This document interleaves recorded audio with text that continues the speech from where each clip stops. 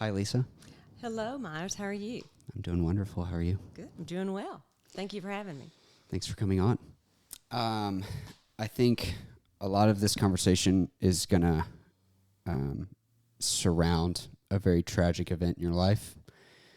So I kind of just want to open with that. Sure. So can you tell us about your son, Will?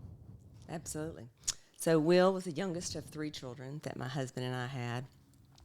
He was just an average boy, just mischievous, and did sports, did scouts, did all kinds of things that normal little boys do.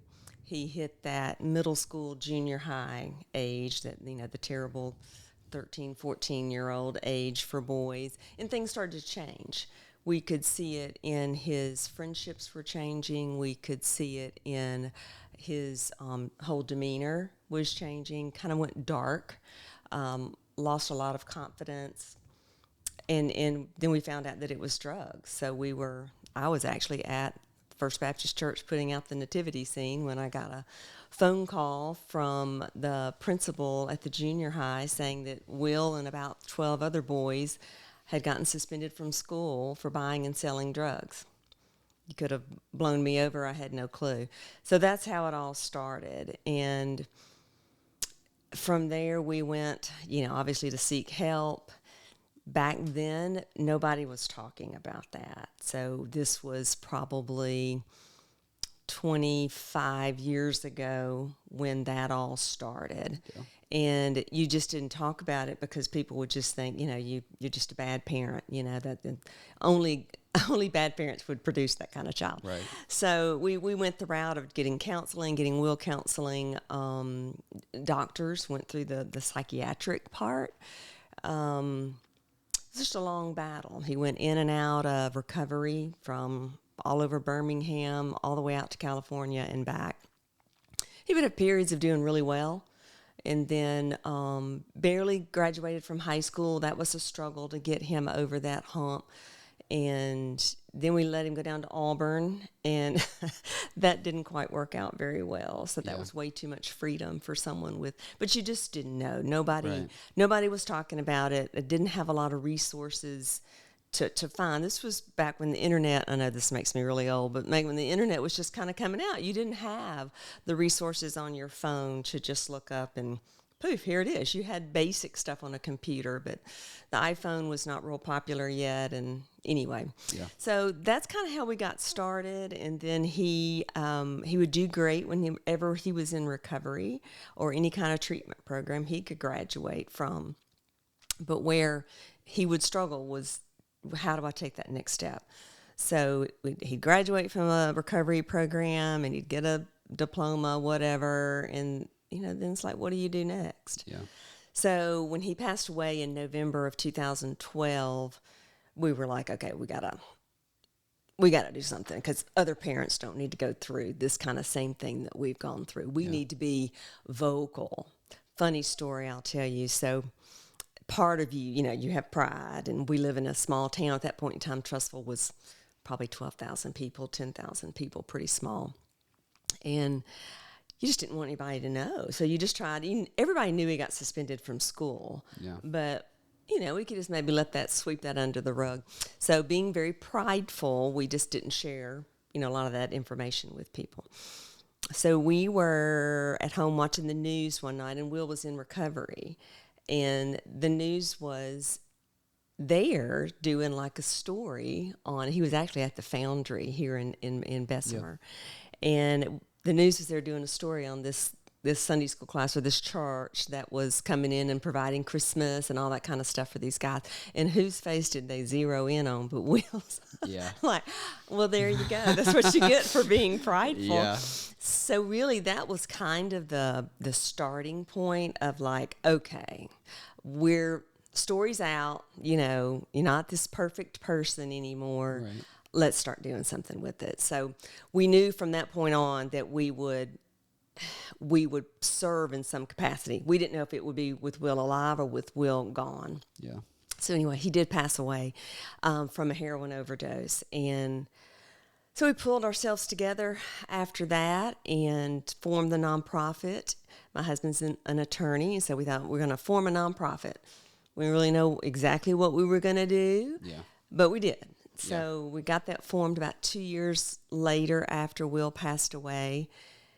And I could go on from there. I could stop and let you ask the next question. But that's how it all started. Yeah. It was that horrible age. Nobody was talking about it. So from that, that's where we wanted to serve in that space. We wanted to break the barriers of stigma, whatever you want to call it, where you're not helping anybody else if you're not sharing your story and talking about the things that happened to you, that happened to Will, and how you can maybe better help someone else not have to go through those same things. Yeah. Yeah, this has been a fairly topical conversation in amongst my friends recently, because we have a friend who's much older than we are, maybe more of a mentor, and he's an amazing man, and he's poured into so many of my peers, and his son is I'm trying to be as nondescript as possible, but he's going through a rough time. Mm-hmm. Not quite so serious as on drugs or anything, but going through some rough emotional things, and it's made us realize, most of my peers are around mid-20s, mm-hmm. and it's made us realize, like, you can be, you're never going to be a perfect parent, and we're all starting to have kids, and so we're learning what that's like. But you can do, like, as much right as you possibly can, and you can be a wonderful leader and parent and mentor and all these things, and still, like, your child has free will and, like, has that it doesn't discriminate. Choice. Yeah, they can choose to do the good or the wrong thing.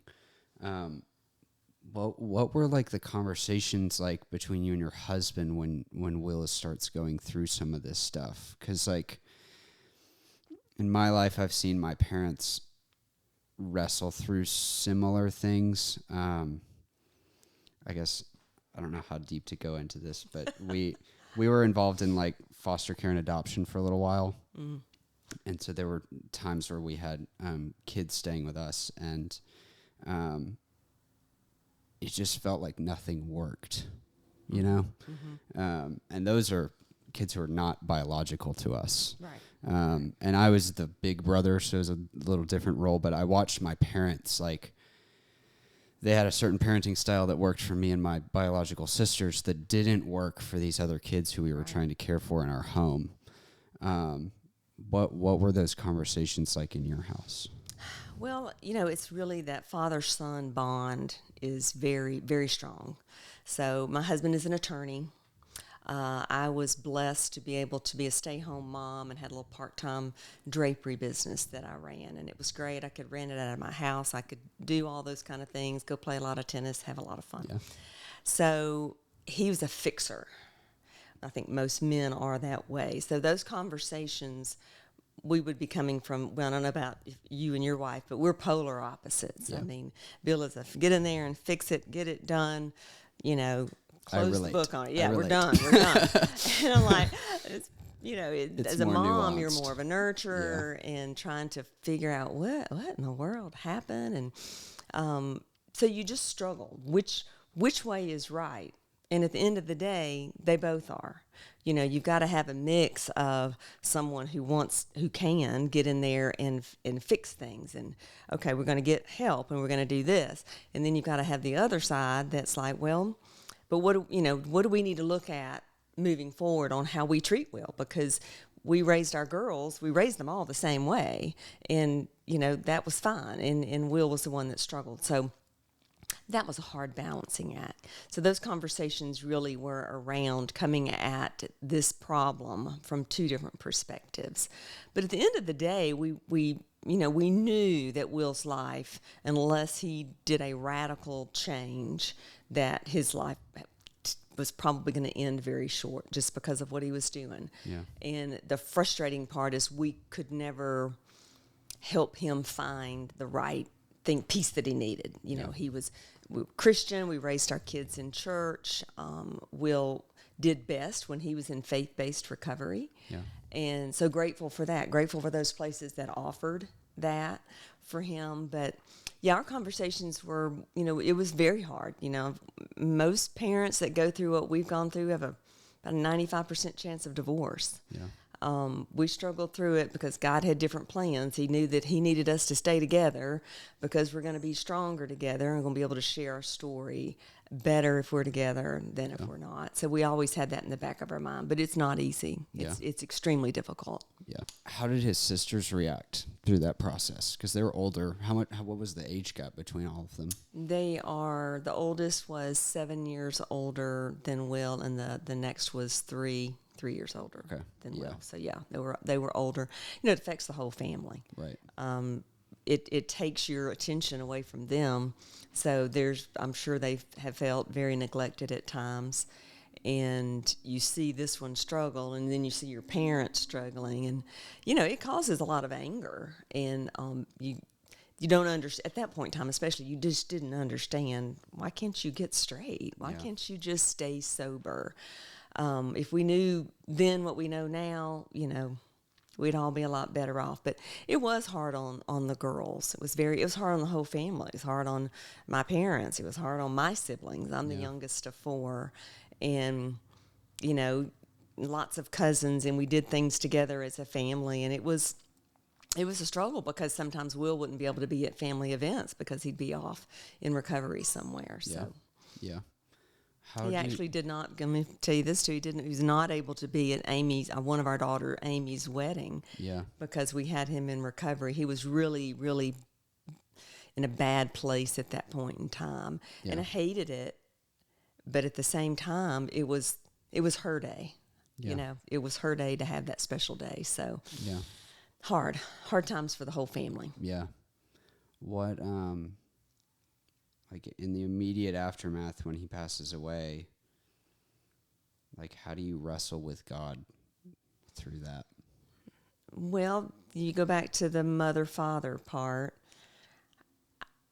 I started grieving Will probably 2 years before he died because I could see, unless God just came in and radically changed him and saved him from his decisions, I could see that happening. Yeah. I think for Bill and the father's side, he still thought he could fix him.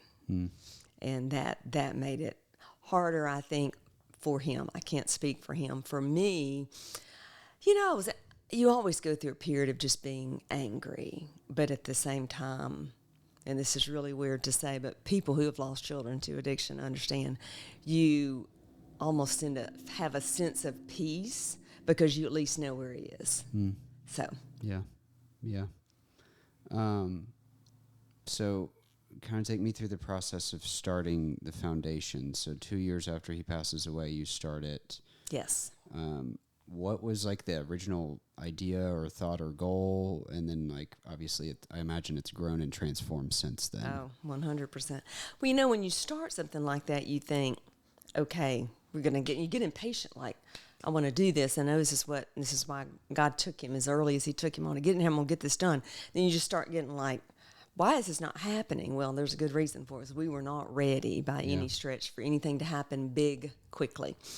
So we did start our nonprofit, the Will Bright Foundation, and really knew we wanted to serve in the area of next steps because that's where Will struggled. He could graduate from anywhere, any recovery program, any treatment program, but he couldn't take that next step in life. He would always have that relapse within the next year, 6 months to a year. So, of course, studies have shown that longer stay in recovery, the longer you stay in a program and your mind is focusing on that, the better your chances are of staying sober. But we knew that's where we wanted to serve. We knew we wanted to be vocal to help other parents and families that were going through this. So we just started raising a little money. We had our very first fundraiser at a little church, and we raised $5,500. It was a little breakfast, but Bill and I gave $5,000, so we raised, Right. but that's okay. We raised $500 that day, and I was thrilled. Yeah. Because I thought, okay, somebody believes in us, and we really Yeah. didn't have any kind of strategic plans set up. We were a certified nonprofit, had our IRS letter, and now let's see what we can do. Yeah. So we just started raising a little bit of money. We had some successful, and our plan was to open this house, this place that would serve in that place. That's that space of next step. What does it look like when someone graduates from a recovery program? How can we help them in that area? So we started looking around for a house, maybe just a small house that we could house a couple of guys, have like a house dad there, just to oversee it and help them get jobs, transportation, all the barriers that you have.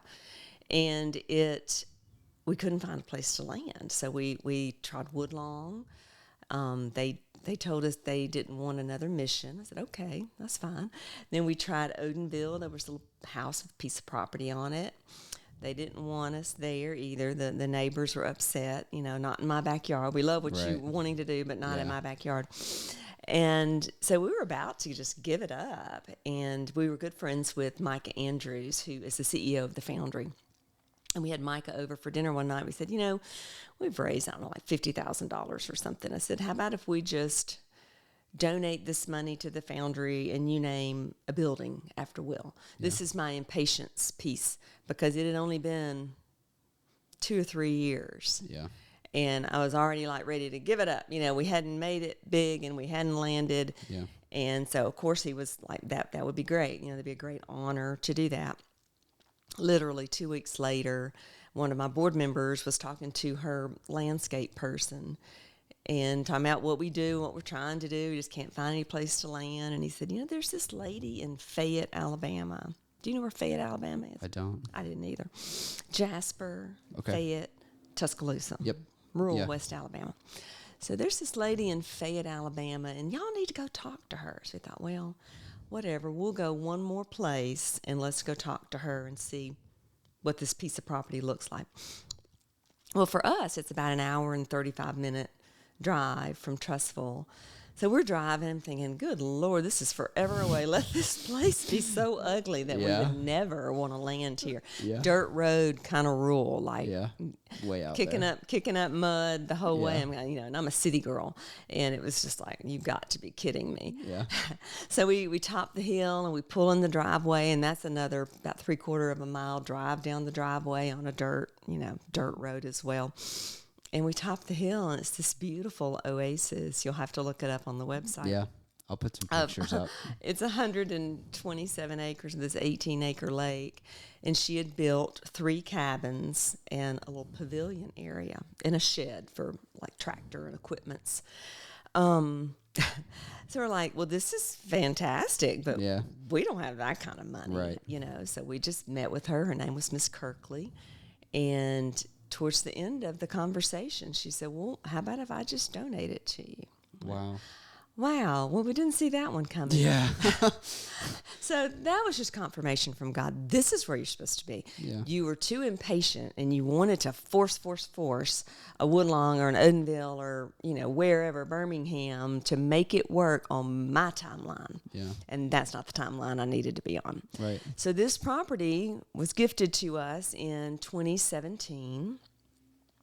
Now, it needed a little bit of work. Her plan was she would develop this piece of land that she wanted it to be like a retreat for retired ministers, which her heart was pure on trying to serve in the ministry. It'd be nice to have a little free place to go for a retreat, and it's absolutely gorgeous.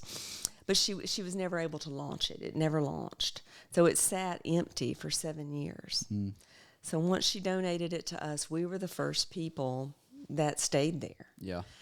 So the cabins, of course, needed to be, they were furnished. One cabin had to be finished. So we finished the cabins. We hired a program director. That person stayed on property, and we launched what we call Restoration Springs. Yeah. So a long way to go, but a lesson as every step that we took don't get ahead of God, Right. because he's got bigger plans than what I did in a little house in wherever we were looking. We looked at a lot of them. Yeah. That's not where we were supposed to be. And the blessing of it, I think, being a little bit further away, is that I can kind of release it, and I have staff that work there, but I can go oversee it and do all the things that I need to do to make sure, you know, it's the way I want it to be and the way God wants it to be. So Right. blessings on both of that. But yeah, that's how we got started. We do three things, and you can pick back up on all these as you want to. One thing is we provide scholarships to men and women. That's a way we can serve women to get into faith-based recovery. And so that's a line item in our budget that we hope that we've made a difference in some women. We try to focus on women for that. Then we do Restoration Springs, the recovery piece, and then our third piece is the advocacy piece, and that's a whole nother. Yeah. We do a lot of work in D.C., and that's a whole nother avenue. But Yeah.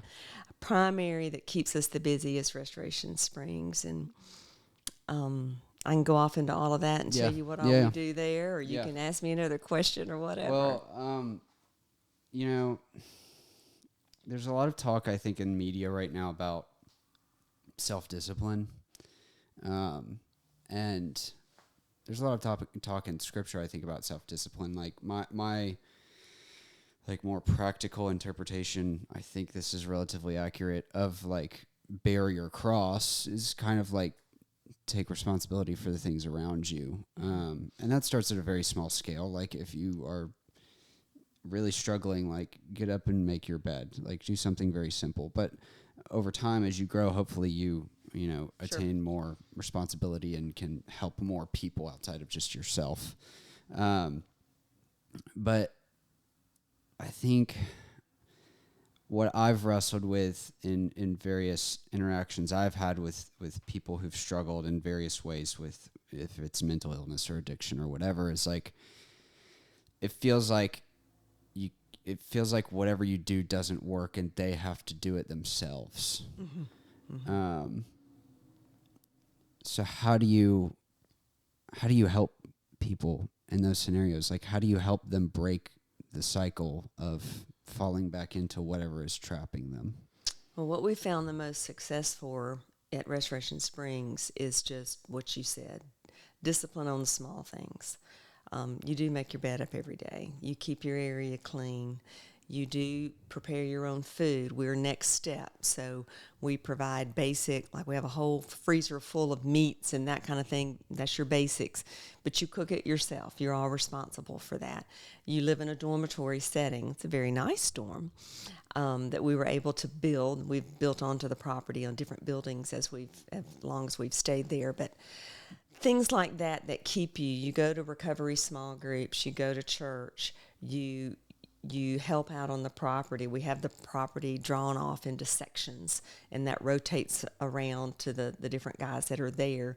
This week you do this section, and you go and you cut grass, because you can cut grass and you can look at it and go, that looks good. I did that. Yeah. I completed that task. As menial as that maybe sounds, it's very important in someone in recovery of getting up, doing something, taking care of your physical self.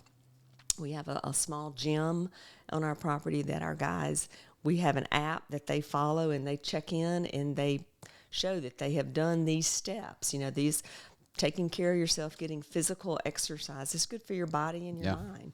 So it's repetitive things that are good for you, steps that you do day in and day out. Our program is up to 2 years. Mm-hmm. That's huge. You've got your 30 or 60 or 90-day programs, and they work for some people.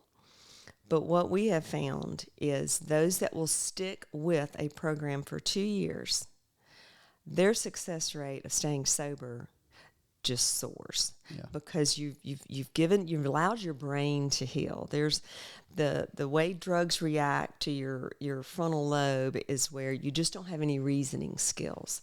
Nothing. You just do it because at first you did it to maybe just get high and have fun, and then it becomes you have to do it because you feel like you're going to die if you don't. Right. So it's a lot of people don't understand that, especially if you're with heroin, fentanyl, those, in doing intravenous. It's a whole different level.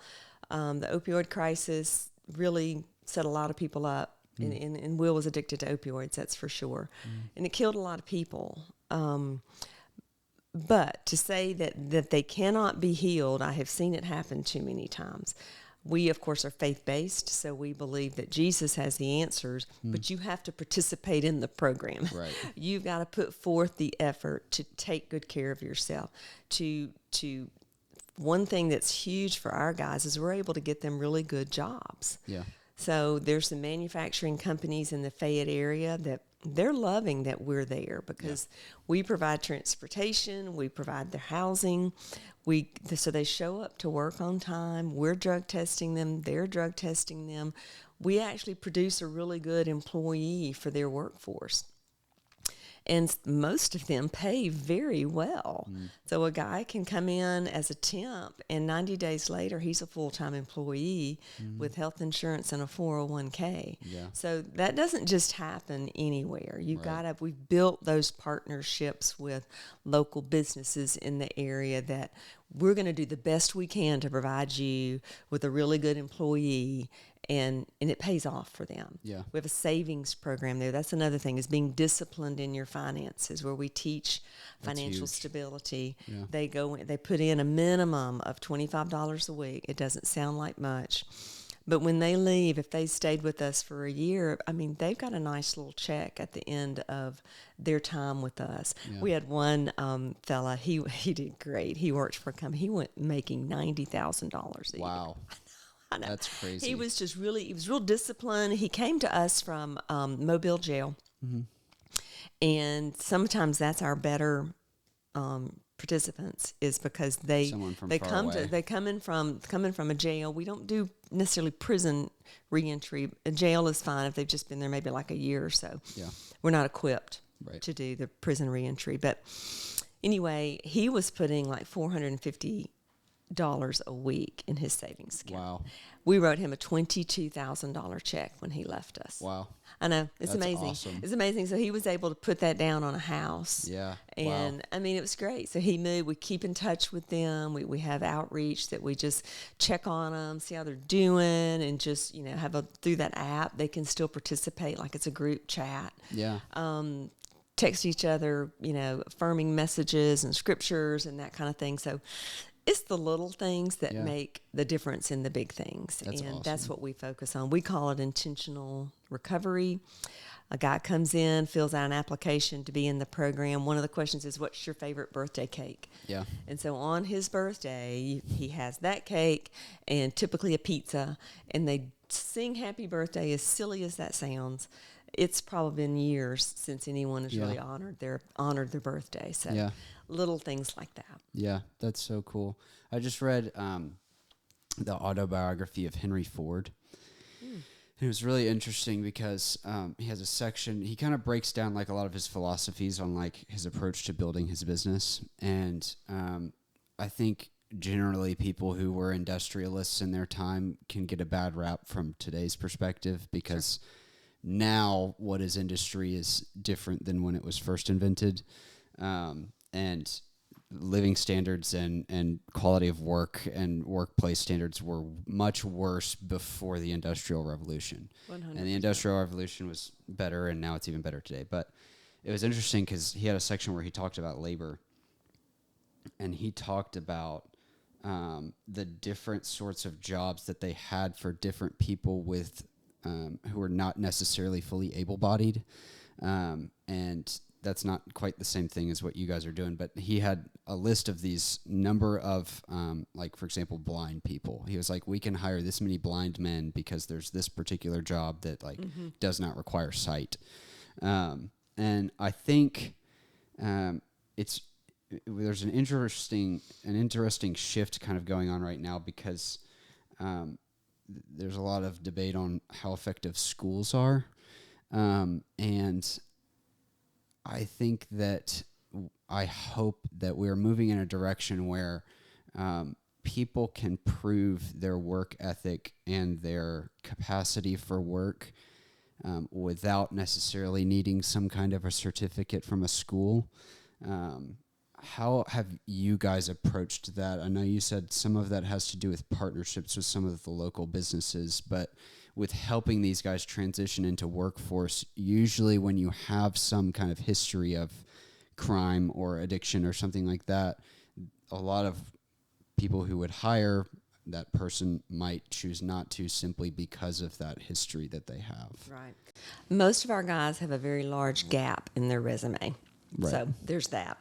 There are certain companies that have a felony policy, and some of our guys just don't make that. They can't have a felony with like within the past 5 or 7 years.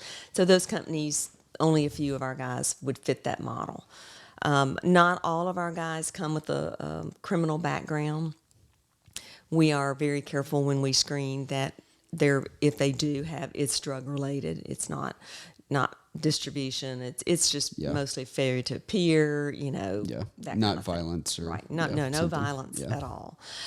So you have to be creative because we can get you a job. Yeah. We want to get you meaningful employment. We Right. want you to be able to send money back to your house, your family. Most of the guys that come to us are between the ages of 25 and 45. We've had it as old as 65. That's a little harder to Right. find that piece of, because the work that we typically find, it's manual. It's a lot of manual labor, Yeah. or being able to work in a manufacturing business of some sort. Yeah. But we do a lot of work with them on being creative in, there again, building those partnerships with your local businesses. Fayette is very small, and everybody knows everybody. And once we started establishing a respect, then people are like, oh, okay, we know that they're keeping an eye on these guys, and they want to work with us, first of all. But second of all, there's a high demand for that age group, that 25 to 45. There's a large percentage of young males in that age group that are not working, and chances are they need to be in recovery, or they're in recovery. And I think because more people are talking about this, I serve on Governor Ivey's opioid task force, and we try to get more of that information out as far as we're helping people in these age groups, and we need to get them back to work. So, and the state needs that age group to get back to work. Yeah. What we're just now starting to offer in our programming is a segue into the trades. So there is a HVAC fast track program in Jasper, and we just sent our first participant through that program. He's currently in it right now. Yeah. When he graduates from that, and we found federal dollars, to be able to cover that, the cost of the tuition for that program. And when he graduates from there and gets his license, I mean, he's got a great opportunity moving forward. Yeah. Those positions pay well. Very well. So very well. So we're just opening that lane up right now, and in plan to grow it into other services like plumbing, even electrical. Welding is a huge process, and we're hoping that there's going to be. We work with our local community college, which is Bevel State in Fayette. Being able to provide more of that kind of skill trade. We're going to get them there. They're going to show up. Yeah. So we really are a good fit for that. And in your smaller rural towns, there's a need. So we fit both. We have the workforce to send your way, and the community needs the workforce to be there. Yeah. So it's currently a really good situation. So Yeah. What I tend to be pretty skeptical of government intervention in things. I think most of the time, private industry, whether that's for profit or nonprofit, is just more effective. Sure. But I know that's more of a blanket statement, and it's not always true. In your experience, like, what role does government play in what you guys are doing, and how is it most effectively? What's the word I'm looking for? How can government effectively be involved in helping people like what you guys are doing? I'll give you a couple of examples. So we're not federally funded much. So we did write a grant through the Appalachian Regional Commission. I went on their leadership Institute. I'm a fellow from that, thanks to Congressman Adderholt. That grant allowed us to build our dormitory, but that grant didn't take our faith away, and we were very good stewards of that money. That was a regional, smaller grant. We're not funded on a monthly basis by federal government by any stretch. Now, through the Department of Mental Health, there are some opioid lawsuit funds that are available for grants. Those are an opportunity that are one-time funds. We're not a certified ADMH facility. We're not treatment. Treatment is clinical side. You have to have a clinician. That's not what we do. We're the recovery side. When we try to work well together, well, if you need to go to a treatment side first, maybe get some things straightened out on if you need some medical assisted treatment, then you come to us, and we're going to help you on the recovery side, which is the longer term. So we work hand in hand with that fairly well. Do we want to be fully managed by federal or state funds? No. Right. No. I think it's very important. We hold events. We have donations that people donate to us on a regular basis, and we have some small programming fees and grants. We do a lot of community foundation grants, which are wonderful to be able to have.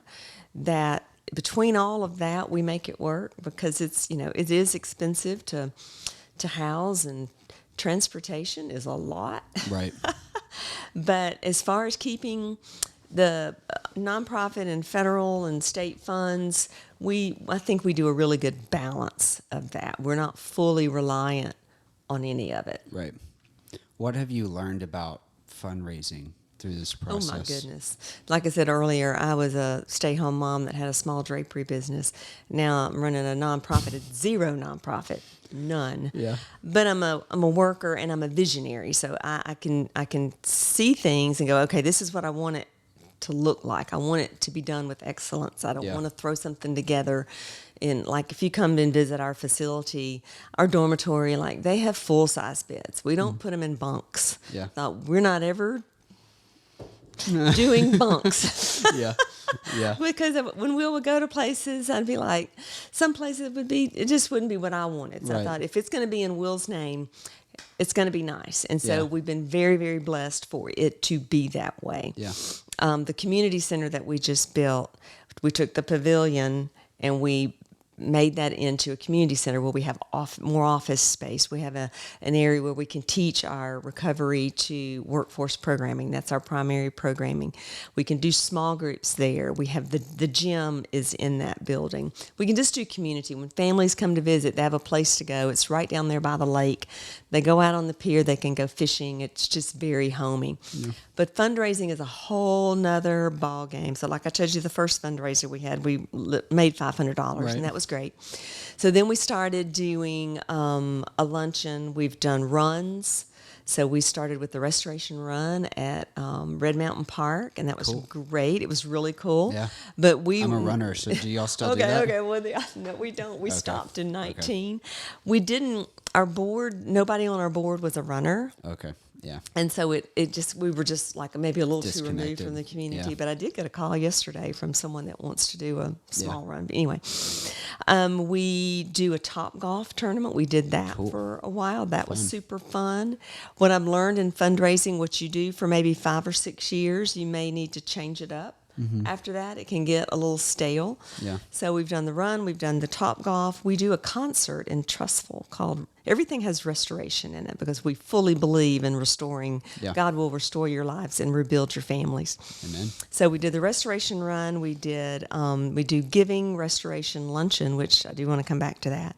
We do Rockin' for Restoration. So in the first Saturday in August, we have a concert at the Trussville Entertainment District. And it has been super fun. It's family oriented. We provide the band. You just come, you enjoy. We get sponsors to cover the cost. There's no cost to come in. We ask for donations if you come. That's been super fun. We have a band coming this year, August 1st, called Seven Bridges. Okay. And they are an Eagles tribute band out of Nashville, and they're wonderful. Yeah. So mark your calendar, come to that. Our other event is Giving Restoration, which is our luncheon. And that is featuring this year coaches Bruce and Stephen Pearl. Cool. I know. You talk Really about cool. it. That was a lot to get Yeah. them on one day. Yeah. But we did. So that's April 21st. We would love to promote that. Yeah. And we're gracious for them to come and share their time. They are very, very busy people. With Stephen taking over this year as Auburn's head coach, I'm sure it's been a lot on him. So Janice Rogers will be our MC, and we're just going to have this kind of setting, where kind of like an interview type setting, where they talk about that father-son. I'm sure we'll talk basketball, Yeah, but they'll talk obviously. about that father-son connectivity and how important that is. In each other's lives. So those are, but I had no clue how to run an event. I went to a lot of events. I loved the way certain ones ran. So I just started going to even more and going, okay, I like the way they did this. But just picking and figuring it out along the way. And Yeah. to this day, we've not lost any money on an event. That's awesome. You know, you want to bring awareness. That's Yeah. the first thing. The ultimate goal is to make a little money. Yeah. And then at the end of the day, you just want to help people. Yeah. So, and we've been successful with that.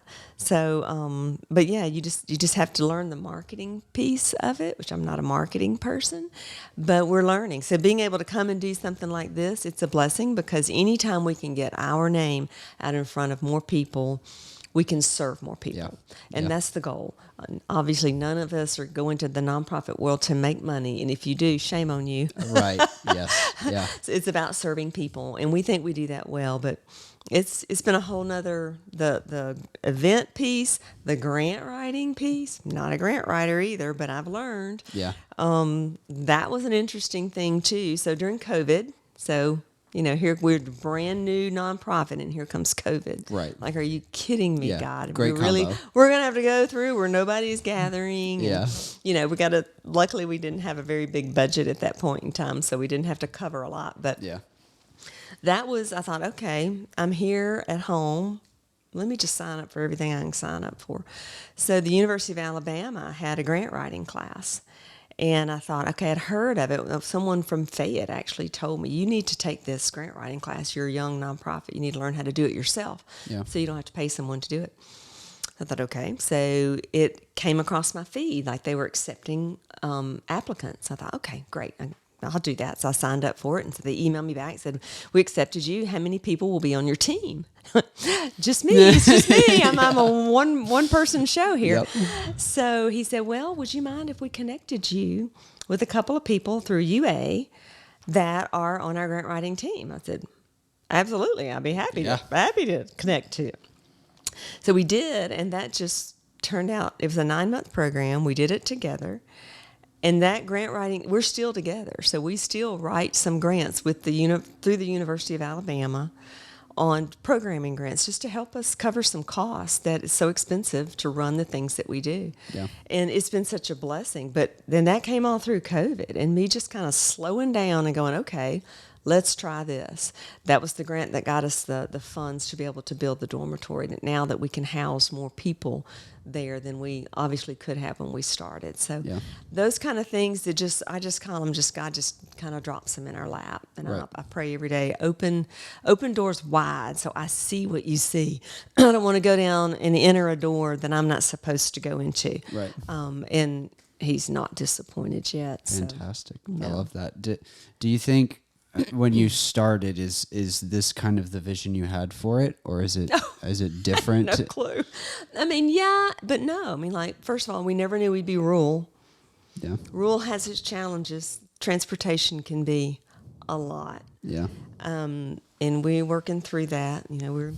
We love it when a guy can get his driver's license back, and when we take donated cars, gently used donated cars, where that allows that person to have that vehicle to take. We track them, we keep up with them. We don't just let them run free. Right. But they have freedom of getting in a car and driving themselves to work. We have steps on that. So as one guy is with us longer, then he can drive another person to work as well.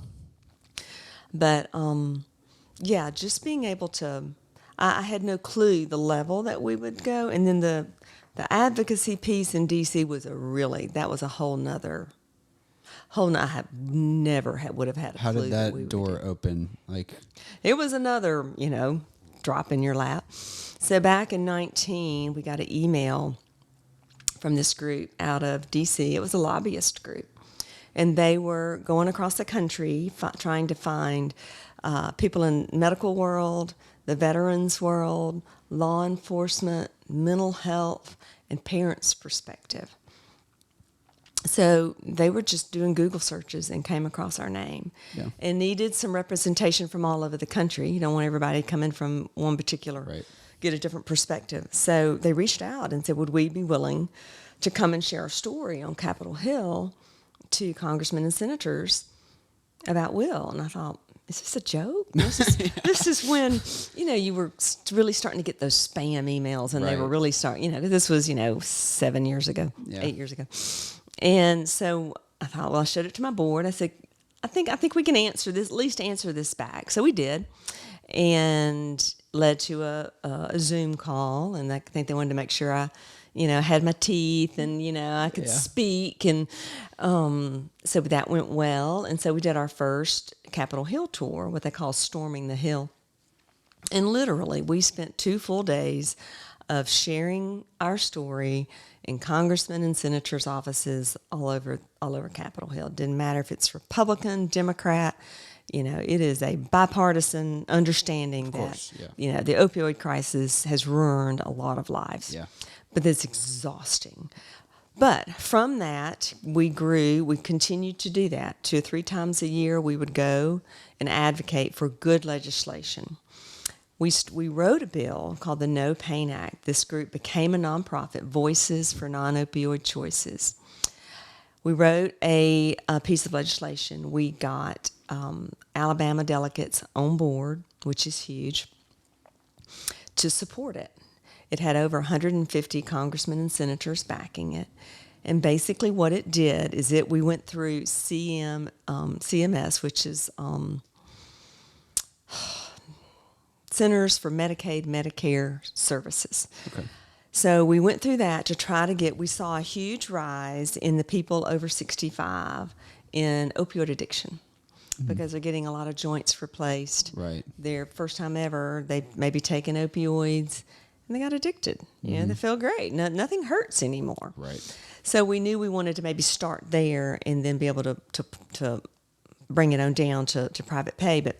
So we got the No Pain Act passed, and basically what it does is it covers non-opioid options through Medicare. So Medicare will cover an opioid, but won't cover a non-opioid. Okay. How crazy is that? Well, it's crazy because opioids are pennies. Right. Non-opioids are not. Right. So we got that passed, which was huge. It took us 4 years. So in 2023... the No Pain Act was passed, and it was implemented in 2025. Mm-hmm. So if you are on Medicare, you can have a non-opioid covered, like I had rotator cuff surgery. I'm not quite on Medicare yet, but I'm almost there. And you could have a shot. My husband had it in his foot, so he had foot surgery. That's the better example. And he had that shot that would last 72 hours that normally wouldn't have been covered. Yeah. By Medicare. That's covered now. So he didn't have to get on opioids coming home from very painful pins and things in his foot. Yeah. Very painful surgery. So all that to say, we were able, with this group, just really recruiting. We have like 120 or 130 different groups that align with us. We just added Wounded Warriors. Okay, so we're really pushing through the Veterans Association. We have another bill on the Hill called Alternatives to Pain, which just expands what they will cover.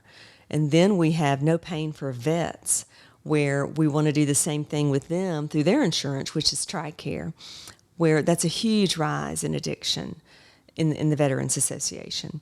So we're getting that where hopefully get that passed and provided where they have the same thing. They can have a surgery and not have to go on opioids. Mm-hmm. there are some surgeries you've just got to have some serious pain relief, and we just need to make sure those are covered, because the vet should not have to pay extra because they want the non-opioid route. Right. So that's what that bill will help with.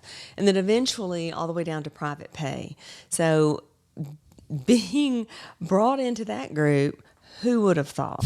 A little family from Trussville, Alabama, that would be able to go on Capitol Hill, share their story 1,000,000 times to people you do not know. Sometimes you get the actual senator and congressman, sometimes you get the staffer, and they're both great. Sometimes I think the staffer is even better because they're really making mental notes and taking it down, and everything runs through them first.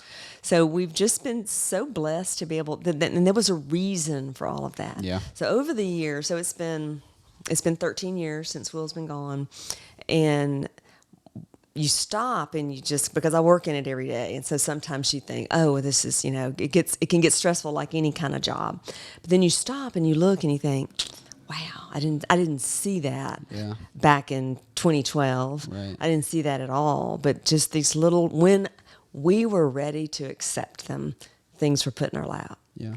We weren't ready. We wouldn't have been ready for this back in 2014. There's no way. There's no way. What do you think is the balance there of like pursuing after things with diligence, but also having patience, knowing that like, it's not always up to you? Like I wrestle with that, especially at my age, because I'm very ambitious and have all these dreams and aspirations for what I want to make of my life. Yeah.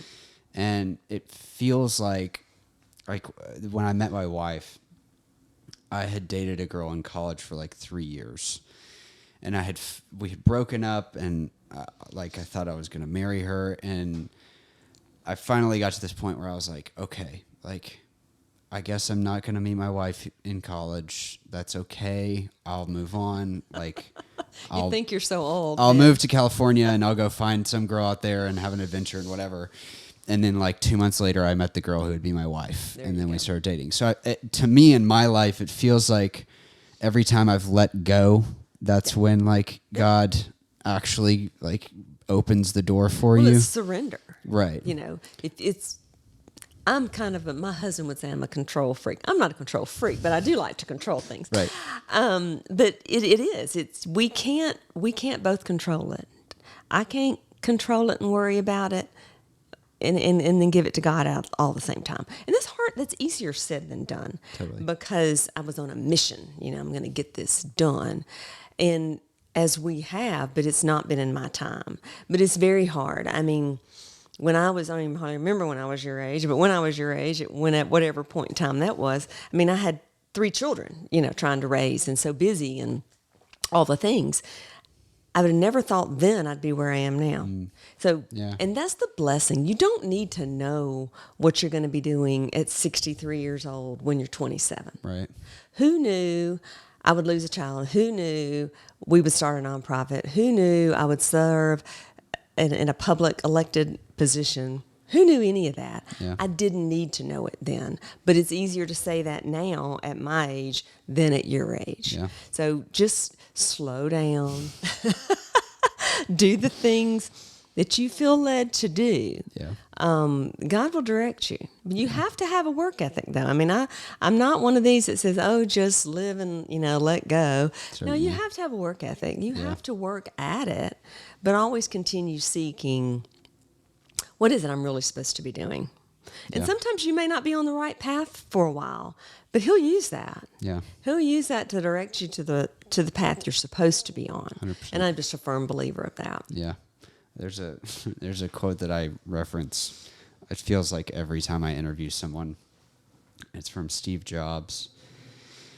And he says that you can never, your life, it's kind of like a connect the dots, and you can never connect the dots looking forward.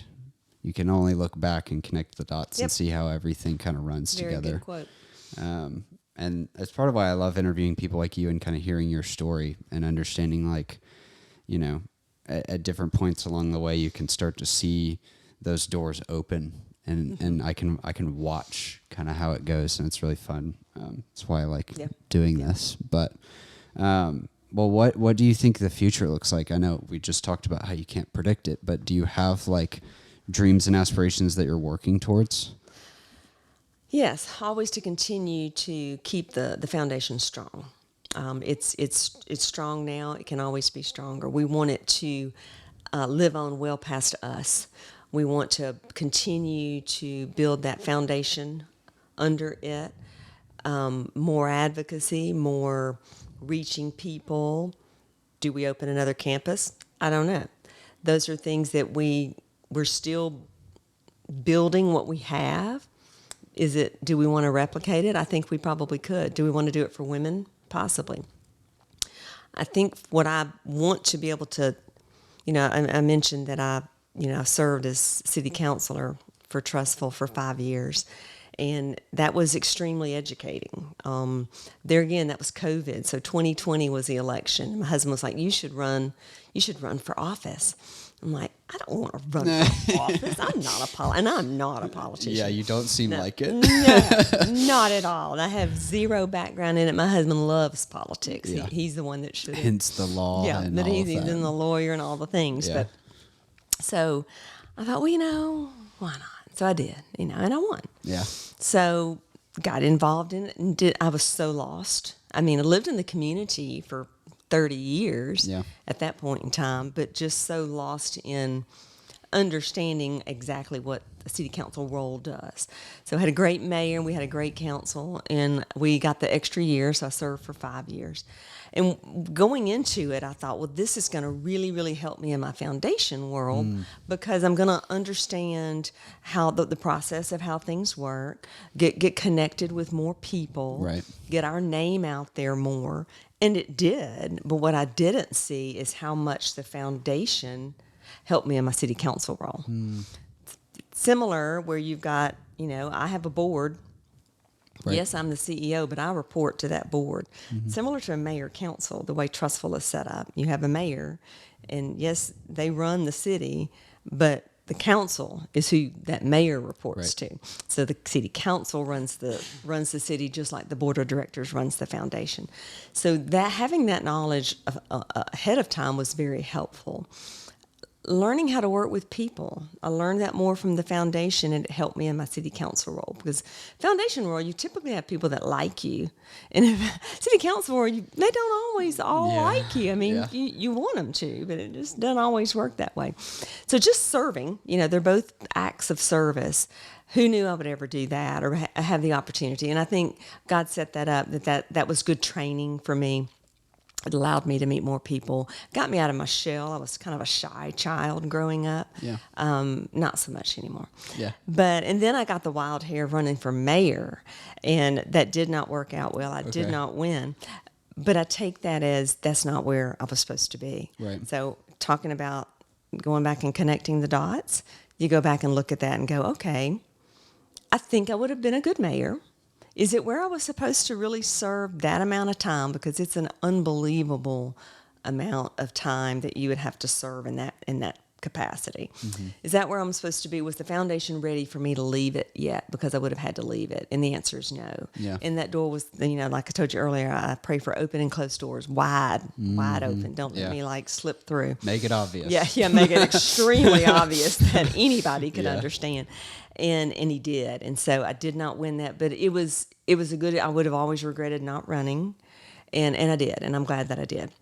But it's made me realize this is where I'm supposed to, this is my lane. This is where for the rest of my days that I have here on earth, this is where I'm supposed to serve. Yeah. But looking forward, I think the city council role in learning government, meeting so many people, going to Washington where I could work on things for the foundation, but I could also work on things for the city. Being able to do both of those was just extremely helpful. Yeah. So grateful for those things. I do want to work more maybe within the state, whoever our next governor is going to be. Like we spoke earlier about that recovery to workforce, I just think that's a piece we could be working on a little bit more. There's 4,000 beds in the state of Alabama in the recovery world. There are 300 treatment beds in the state of Alabama. That's a lot of people that we need to get into the into the workforce. Yeah. So I'm hoping whoever our next governor is, that I can maybe serve somewhere in that capacity of helping that along. Whatever. I don't want to be in Montgomery, just whatever that looks like. I feel like that's a piece that's missing. Yeah. So next step on that, it'll still be in the recovery lane. It'll still be with the Will Bright Foundation, but maybe working a little more outside of how can we help that? How can we maybe set that up where it's a really good sustainable project that the state of Alabama will be like number one when it comes to helping people in recovery get back to work. Yeah. That's what I'd love to see. Yeah. What role does your husband play with the foundation? Bless him. He has to listen to me talk about all the things. No, he served on our board for years, and then he realized he wanted one of our daughters to maybe step in and start taking. So one of my daughters serves on the board as well. Oh, he's a big supporter. Yeah. He'll always be a big supporter. Helps with. Lord, I spoke at Rotary yesterday, so just helping, not Rotary, with Chamber. I spoke with Rotary last week. So just helping in that, just being the ear that needs to listen and help set up for events and, all the things. Yeah. So he plays a good role when we go to D.C. together. Yeah. And so that's where he can really shine because he's very eloquent in his speaking, probably far more so than I am. Yeah. And just can share that father's perspective, which is very important. Yeah. What sort of law does he practice? He does domestic. Okay. So he does a lot of divorce work, unfortunately. Yeah. Gotcha. Well, cool. Well, thanks for coming on the podcast. Absolutely. Thank you for appreciate you having me. chatting. Very, very enlightening. I love your generation. I think your generation, I really do. I think your generation has a much better grip on the world and life, and I think y'all are going to rule the world, obviously, someday soon. I think you're going to do a really good job, and I don't say that just in haste. I truly do believe it. I think the 20-year-olds are much better equipped to deal with the world than my generation was. Yeah. Well, thanks. I appreciate you saying that. Where can people find you? Like, how can people support you and what you're doing? Absolutely. You can go to our website, willbrightfoundation.com. Cruise through the website, check out our success stories, check out our events. Like I said, we have the Giving Restoration coming up on April 21st. Come grab a ticket, join us. If you're a business, you want to sponsor a table, we'd love to have you. Come volunteer with us. We do some serve day activities. Like I said, we have a lot of property out there. There's a group that would like to come and hang out and cut some grass and then go fishing. We'd cook lunch for you. Yeah. We're on socials, on Facebook and LinkedIn. We don't do Twitter yet. I mean, not Twitter, TikTok. Haven't quite gotten into that yet, but we're getting there. So just look us up, reach out to us. We'd love to sit down and do more of this kind of thing. I think this is the best way to reach the younger generation. And, I'm just grateful to sit down and meet with whoever would like to sit down and meet. Yeah. Fantastic. Well, thanks. Appreciate it. Great. Appreciate your time. Thank you. Yep. Good deal.